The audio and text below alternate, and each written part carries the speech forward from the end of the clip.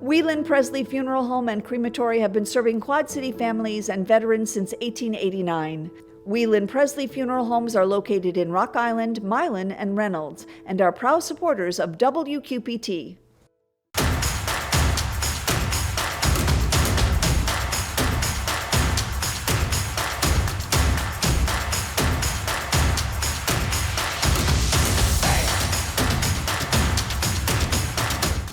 Alternatives is a proud supporter of WQPT and has been serving our community for 40 years. Alternatives provides professional guidance to maintain independence and quality of life for older adults and adults with disabilities. Iowa lawmakers return home with some unfinished business that the governor wanted and raising their voices once again. Opera Quad Cities in the cities.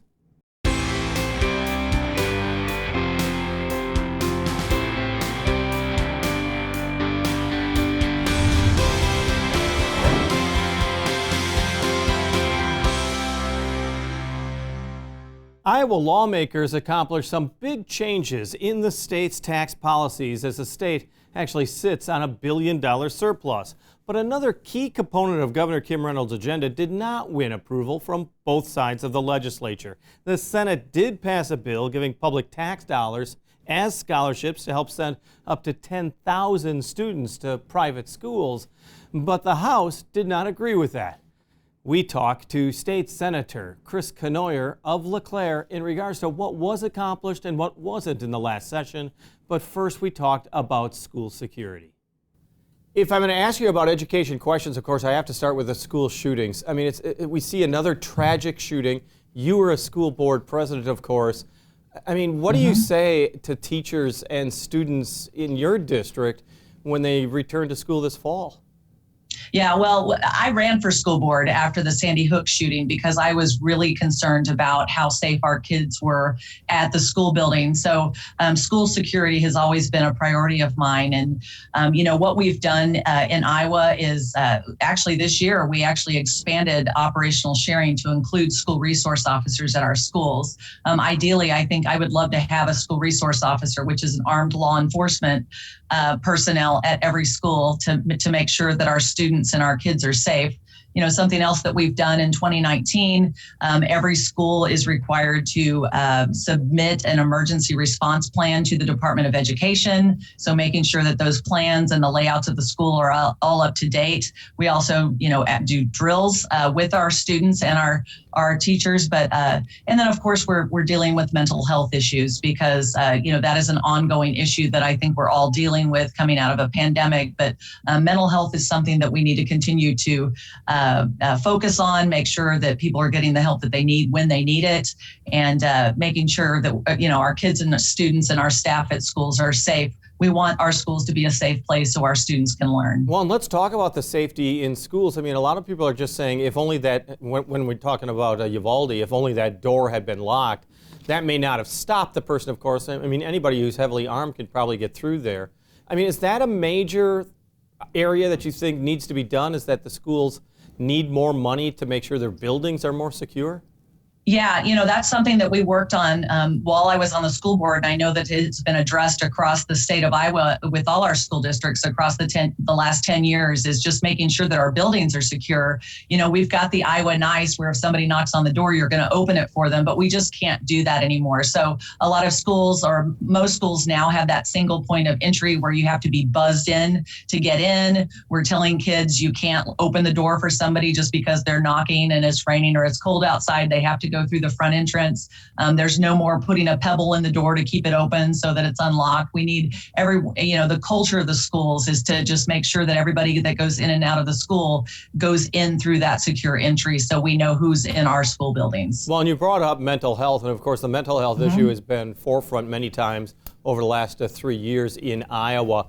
And we've also talked, as you think of Uvalde once again being kind of a rural community, is that there's such real great need for mental health services in the rural areas of Iowa.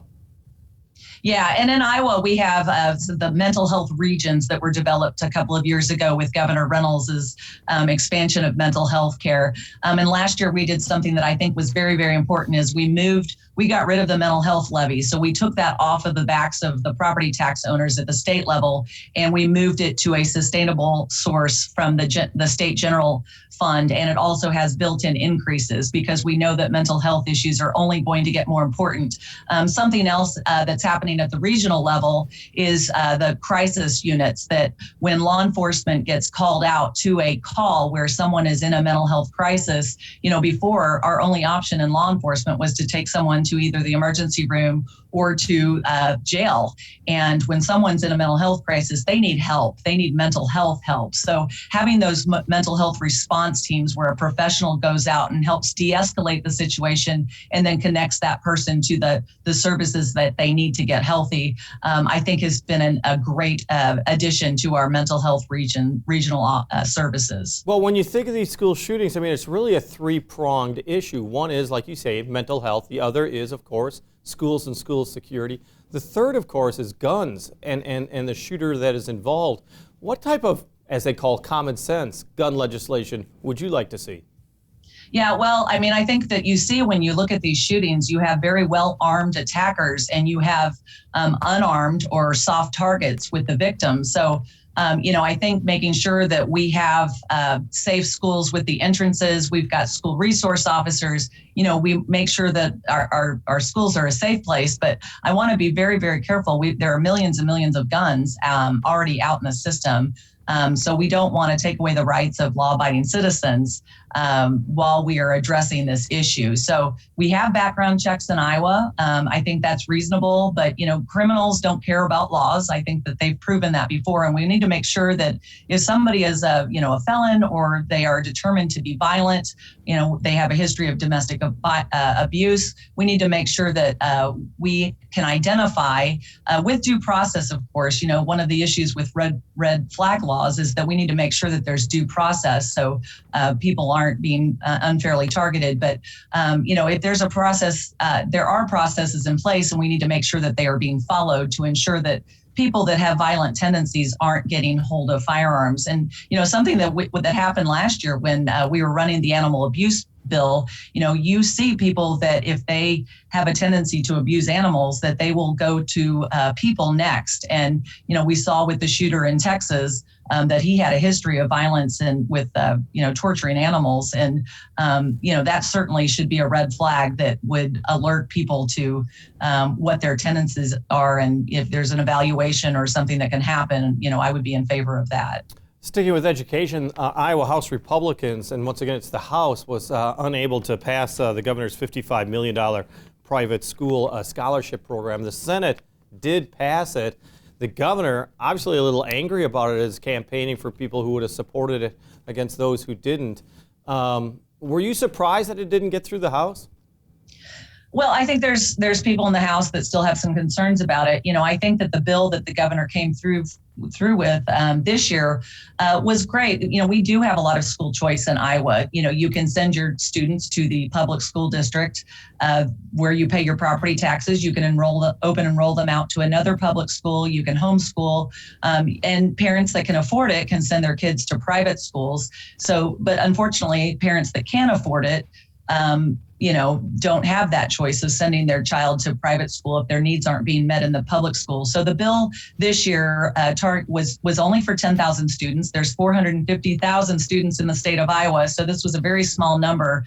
And it was really to help those families that just simply can't afford the private school option if that's what they feel would best suit the needs of their child. But as you understand, is that opponents say, wait a second, this is public money. Why are we using public money for private schools?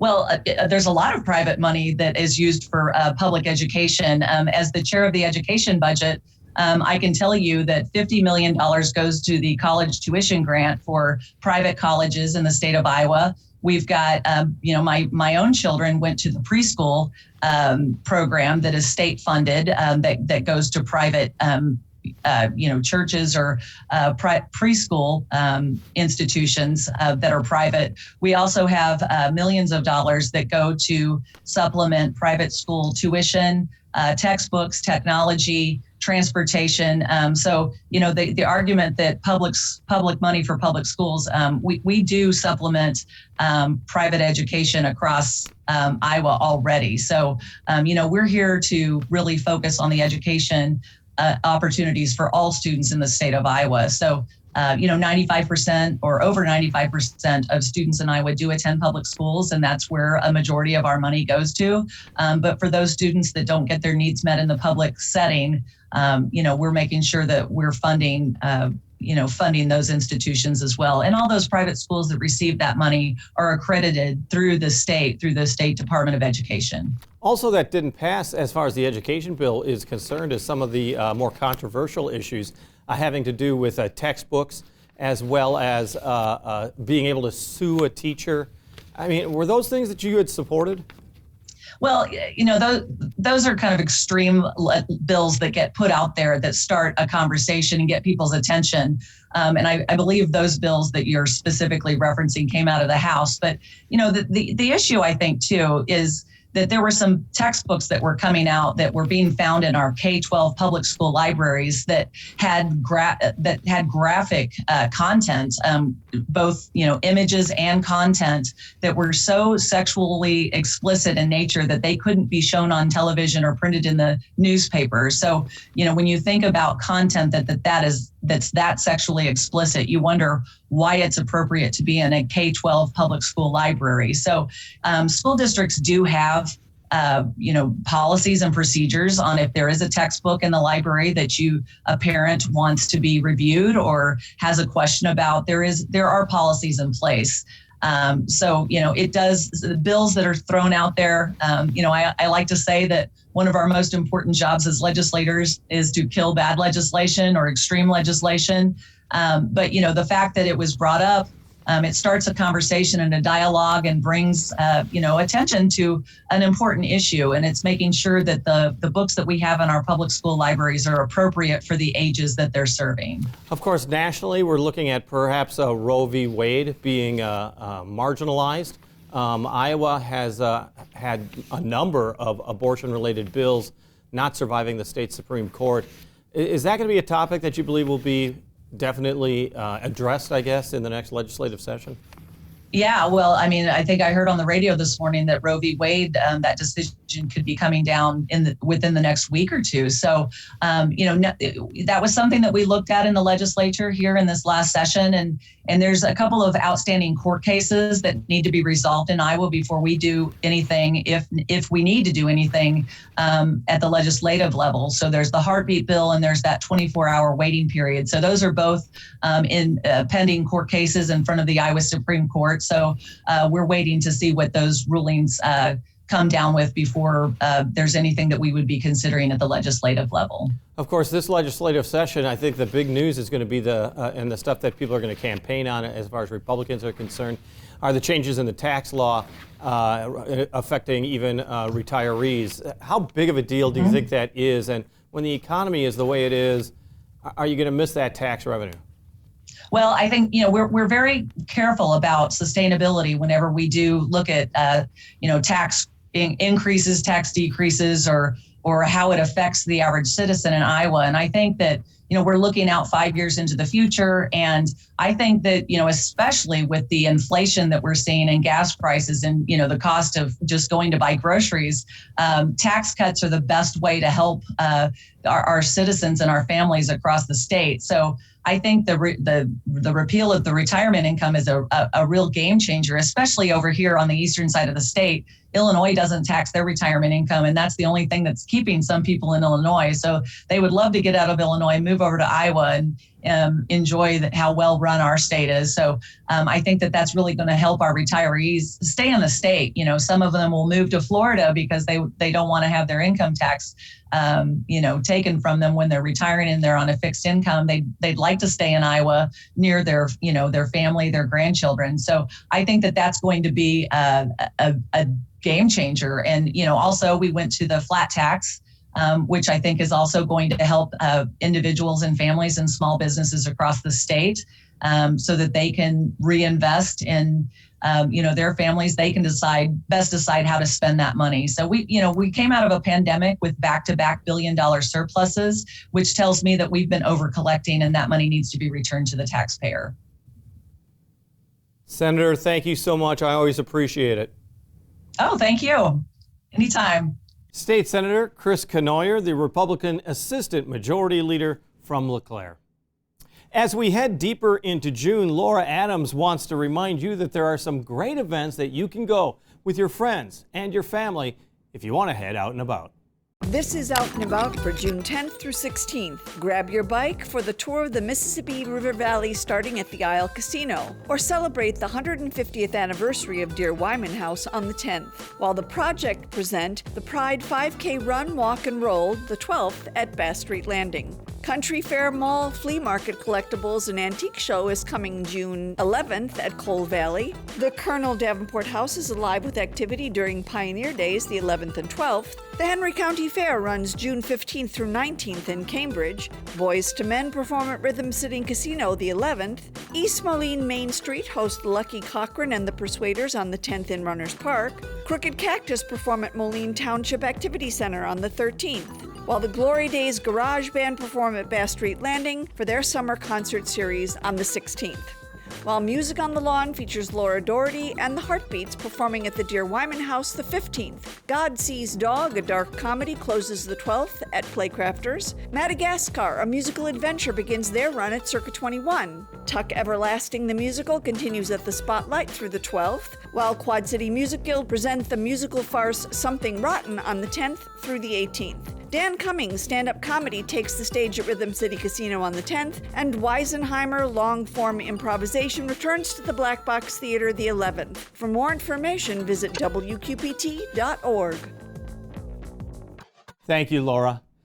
Jonathan Turner has a lifelong love of music. He's a long-time piano player who even wrote an original musical based on the biblical book of Job.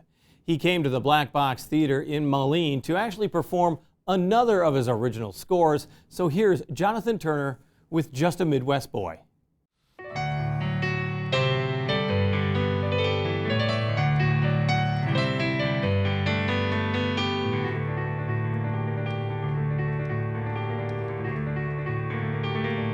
Just a Midwest boy and a Jersey girl, alone in New York, alone in the world.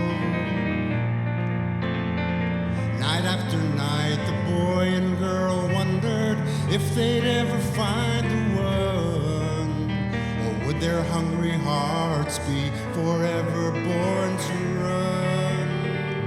They thought, where are you? Where are you?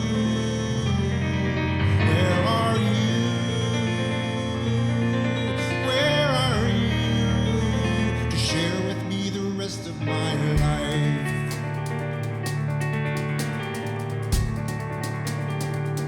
Just a Midwest boy and a Jersey girl.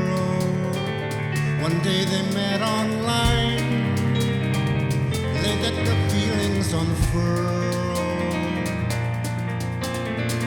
With the touch of a mouse they clicked, got together the very next day. The date she was born, on their date she was reborn to stay. She felt, I found you, I love you.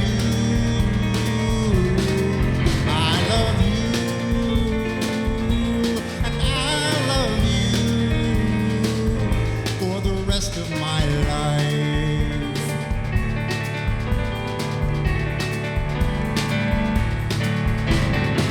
Now we're so happy to be here on your wedding day, to bask in your glow and let you know that we love you. We love you. We love you.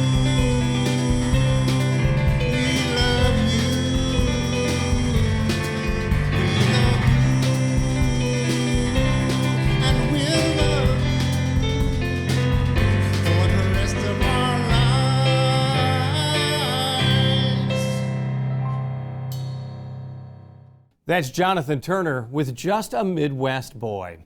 Musicians have had a tough time performing due to the pandemic, of course, and hopefully that's now in the rearview mirror for many of them. But it hasn't been easy for Opera Quad Cities. It's doing its best to shake off the limitations of the pandemic and move forward. We're joined by Nathan Wind from Opera Quad Cities. Tell me about the next big concert for Opera Quad Cities. Okay, so we've got June 17th and June 19th at the Bartlett Center, and this is kind of what we're calling our opera celebration. This is greatest hits. Anybody that's ever thought about opera or heard opera in commercials, they're going to hear 2 or 3 songs that they've heard, probably quite a few more. Just like a celebration with our 3 primary singers who are all actually Quad City affiliated, born and raised here, Saul Nache, Kelly Hill, and Claire Cutler. We've got other members of the opera board that are doing solos. We've got a full opera chorus, full orchestra. So after 3 years since our last in-person performance, we're really excited about this. Well, let's be honest, I mean, the key for you guys in so many different ways is the outreach. And if you do something that's more familiar in an accessible place, I mean, you're really trying to give people a taste of opera. That's right, that's right. So we had really great momentum in 2018. We did A Marriage of Figaro. 2019, we did Pirates of Penzance. And with the break because of COVID, we are looking to bring back people with what we think is going to be really accessible music. And the great thing about opera is that it tells stories that we experience from day to day. There's kind of this myth that opera is this Olympus of inaccessibility and too elitist, and sure, there are some far-fetched plots, but I mean, any movie you go to see in the Marvel universe, you're going to get the same kind of far-fetched plot. But we really like to tell these stories, these amazing stories of love, of pain, of suffering, of triumph of the human spirit through this great timeless music. Yeah, and that's one of the arguments, is that when opera centuries ago, it was for the common person. It was for me. And then somehow it evolved into this elitist type of thing. That's really been a crime when it comes to ballet as well as opera. That's right, that's right. They're great art forms that it maybe takes a little bit more effort than a pop song you listen to on the radio, and I love rock and pop. It's kind of what I listen to when I run, but it's completely worth the time, and I don't think it's so much effort for the everyday listener to go and experience this great music. Plus, it's super thrilling when you've got a great orchestra and these huge voices that can project in a large room like the Bartlett Center. I know you do the outreach. You had the pandemic problem, but I mean, one of the things it's got to be is that when you do perform in front of kids and you really expose them to music, there's 2 different types of reactions. One would be, oh my gosh, this is cool. The other one is, I want to do this. I mean, is that really kind of neat? It's amazing. We've got probably 5 or 6 high school students that are singing as part of our chorus, and one of the things that we really believe in as an organization is the outreach to the younger generation of singers. We want students to hear this music and have that sense of awe, and also have that sense of, I could do this. And all 3 of our principal singers, Claire and Saul and Kelly, were those young singers here at United Township, at Bettendorf, and Davenport that really felt a connection to opera. And just to see the reaction on these young people's faces when they hear this great music, it's pretty awesome. Well, let's talk about the pandemic and getting over it. Are you going to be able to do far more of the outreach that you really desperately love doing? Yes. Well, we've been able to, in the last year, start kind of getting back into the community and rebuilding the presence that we had in 2019. We had a series at the Moline Public Library called Opera 101, which is kind of just like, here's some great topics about opera. We talked about Mozart, we talked about love, we talked about Shakespeare, and kind of a 30-minute informal opportunity where we can be like, this is what this song is about, and this is just in a really casual way, where the community can hear these great singers, some of whom are going to be a part of this event on the 17th and 19th, and also, again, just to kind of strip the myth that opera is this out-of-touch form, because it's, I think, pretty great. We were talking about your venue, where you do perform. I mean, performing in a library doesn't necessarily give you good acoustics. Before that, you were outside at Lincoln Park in Rock Island, not necessarily good acoustics either. At the Bartlett Theater in Moline High School, this is really could be your home in some ways. Yeah, we're very much looking forward to this. This is where our 2020 performance was going to be, and so we're really thrilled to be back there. Beautiful new space. I know that my colleagues at Quad City Symphony were really pleased when the Jacob Banks opera was performed in, I think, April or March. So we're really excited about that. Like you said, it's accessible to the community, and we've performed at St. Ambrose. You know, we're looking at other opportunities on both sides of the river because we want this to be a real four-city community experience. Yeah, and it's hard to get people to cross the river, as you well know. So it is important to actually have a footprint on both sides. Yeah, yeah. And I honestly, the now that I-74 bridge is completed, I've heard people say, you know, now I'm more willing to go across the river. So I think the accessibility is definitely helpful for us. Let's talk about the impact of the pandemic. I mean, for so many performers, not to be able to go on the stage is one thing, but also there's a financial aspect. How did Opera Quad Cities survive through this? Well, we had very generous grant supporters who were willing to take grants that were approved in 2019, 2020 and defer them to this year. And of course, like, if we're not giving performances, that's really devastating for us in terms of our expressive needs and creative needs, but we also are not spending a significant amount of money. So we're basically just spent the last year and a half kind of as a board formulating where we wanted to go once the pandemic ended. And probably about a year and a half ago, we came around this idea of a greatest hits concert because we knew when we came back to the community, we wanted something that would capture a wide variety of audience that could celebrate all the great things about opera. So it was absolutely devastating to not have the opportunity to perform.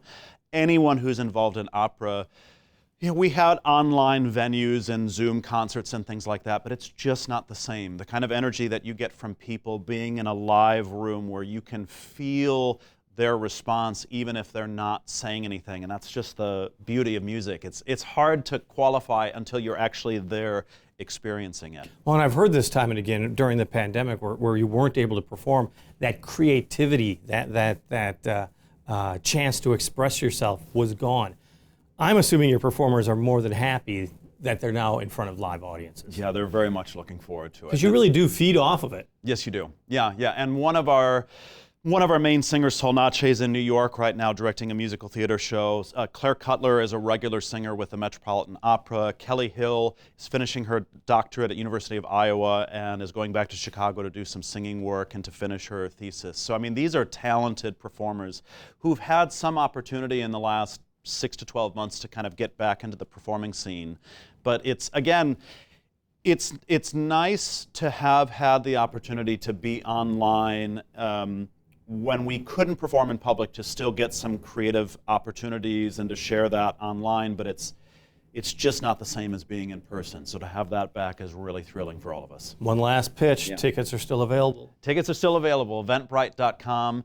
All students are free. We really want to make sure that our kids, college students to kindergarten students, they don't have to pay a dime to be there. $25 general admission, $25 for seniors, $30 general admission. Far cheaper than, and I love baseball, but far cheaper than a baseball game at Wrigley or anything like that. But like, students are free. We want the community to come out. These are local singers, local players in the orchestra. It's going to be a great event. Nathan Wynn from Opera Quad Cities. And you can actually find out more about plans for future performances, including Opera is Grand, by going to Opera is Grand on Facebook. On the air, on the radio, on the web, on your mobile device, and of course streaming on your computer. Thanks for taking some time to join us as we talk about the issues on the cities.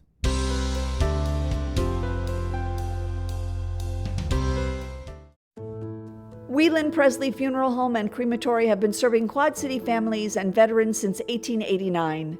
Whelan Presley Funeral Homes are located in Rock Island, Milan, and Reynolds, and are proud supporters of WQPT.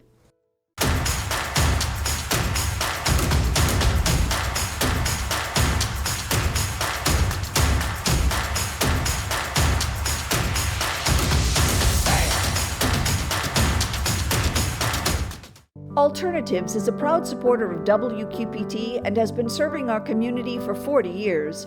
Alternatives provides professional guidance to maintain independence and quality of life for older adults and adults with disabilities.